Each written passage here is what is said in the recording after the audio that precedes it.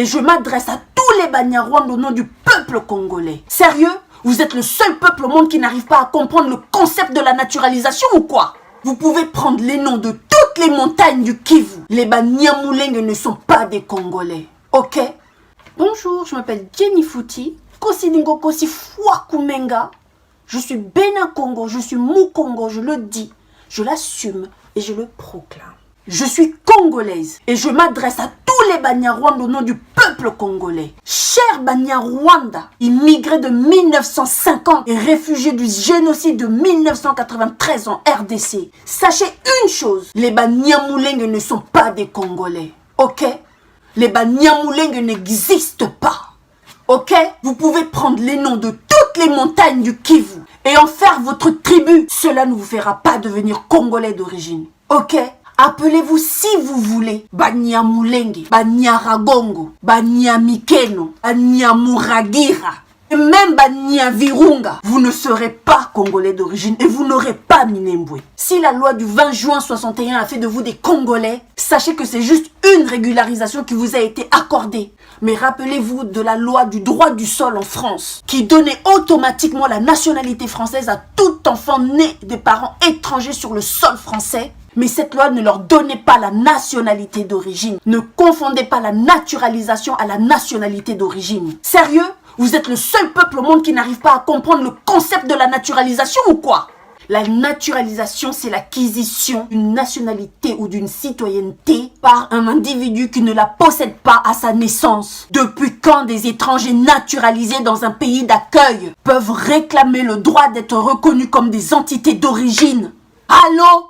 Est-ce parce que la conférence du Congo, faussement appelée la conférence de Berlin, a qualifié la RDC comme une zone de libre-échange, où vous aussi vous venez prendre votre part? Le coltan, l'uranium, le pétrole, le cuivre, le gaz et autres richesses de la RDC que vous pillez par vos génocides, boucheries, hécatombes, pogroms, dévastation, destruction du peuple congolais ne vous suffisent plus? C'est quoi au juste? Vous avez plus d'espace dans votre montagne ou quoi? On vous a dit que la RDC était à vendre? Mais il paraît que le Rwanda est devenu un pays développé, avec une technologie à la pointe. Et pourtant, il semble, d'après le journal du net de 2019, que votre PIB par habitant est de 830 $. Alors que faites-vous en RDC? Que cherchez-vous dans un pays où le PIB par habitant se retrouve 8e pays le plus pauvre au monde? Les Congolais meurent en Méditerranée, meurent en Amazonie, meurent par les génocides que vous perpétuez. Le peuple congolais fuit la dévastation, la désolation que vous perpétuez dans leur pays. Bizarrement, les Banyarwanda, les réfugiés Nyarwanda de la République démocratique du Congo ne veulent pas rentrer dans leur pays et se font appeler des Banyamulenge. Sérieux? Mais rentrez dans votre pays. Votre pays est développé. Votre pays est partenaire du Paris Saint-Germain, s'il vous plaît. Que faites-vous en RDC?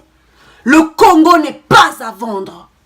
Vous pouvez aller pleurer chez Trump, Macron, la reine Elisabeth, Angela Merkel, Poutine et même Satan le diable Lucifer. Qu'il vous donne Minembwe, vous n'aurez rien. Le peuple congolais ne lâchera pas un seul centimètre de la République démocratique du Congo.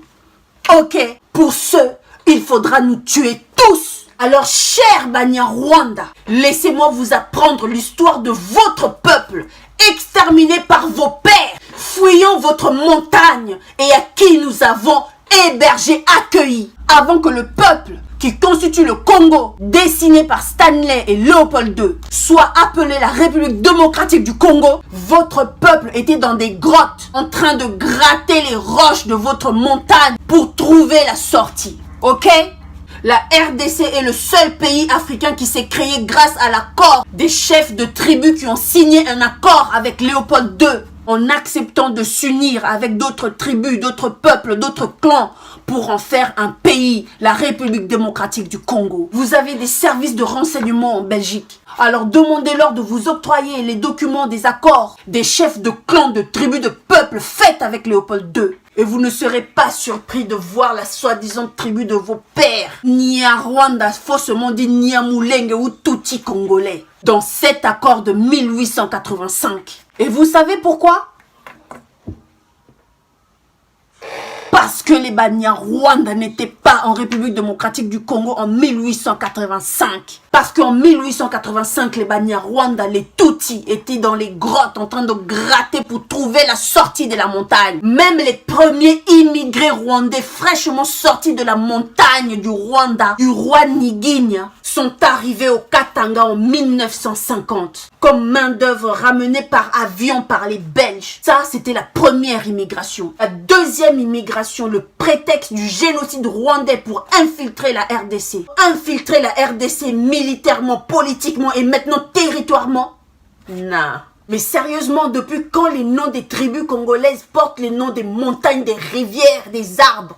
Au lieu de courir vers tous ceux qui ont tracé l'Afrique pour demander une reconnaissance de terre, vous auriez dû tout d'abord vous renseigner sur le fait qu'en RDC, les terres appartiennent aux clans, les clans aux tribus, les tribus au peuple. Alors dites-nous de quel clan appartenez-vous et nous vous dirons quelle terre vous appartient. Pour 3000 ressortissants Banyarwanda, faussement dit Banyamulenge, vous demandez des terres en République démocratique du Congo. Alors que devraient demander plus de 70 000 ressortissants congolais en France?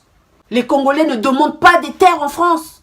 Et nous ne demandons pas non plus de devenir des origines françaises. Comment expliquer que des étrangers qui sont plus nombreux dans des pays développés en Occident ne demandent pas des terres? Et vous, à 3000 ressortissants dans un pays pauvre, vous demandez des terres? Comment expliquer ça? Excès des ailes. L'importance que la communauté internationale vous a accordée après votre complot de semblant de génocide vous a surestimé. Parce que votre ambassadeur rwandais en RDC et vous ne reconnaissez pas le génocide congolais que vous perpétuez dans notre pays, que nous, peuple congolais, nous ne reconnaîtrons jamais votre semblant de génocide, qui fut plutôt un sacrifice pour vous introduire dans notre paradis, la République démocratique du Congo. Vous et ceux qui vous envoient avez pillé et tué 6 millions, plus de 6 millions de Congolais. 6 fois plus que votre sacrifice de soi-disant génocide, juste pour développer votre montagne, le Rwanda.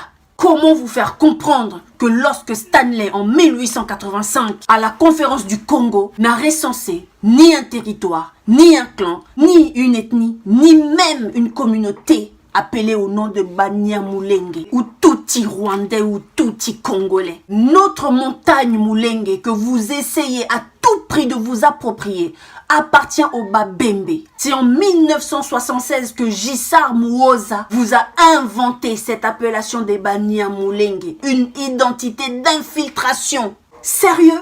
En République démocratique du Congo, après les colons, les Rwandais, vous allez pas nous foutre la paix? Merde! Trop, c'est trop. Non à la balkanisation à la République démocratique du Congo. Monsieur Tshilombo, où est l'ordonnance de l'annulation de la commune de Minembwe? Qu'on en finisse. Gare à vous, monsieur Tshilombo, car vous aussi, vous allez être désigné dans le rapport mapping. Et nous n'allons pas le laisser passer comme ça. Le rapport mapping va prendre surface et nous allons vous juger tous un à un. Alors, cher Banyamulenge, écoutez le message que j'ai pour vous de la part de Nzambi Mpungu Tulendo, le véritable Nzambe créateur et protecteur du peuple congolais. Rentrez chez vous. N'oubliez pas de laisser derrière vous la nationalité congolaise. N'oubliez pas de laisser derrière vous tout projet de balkanisation de la République démocratique du Congo. N'oubliez pas de laisser derrière vous toute intention d'éterniser le génocide envers le peuple élu de Nzambe.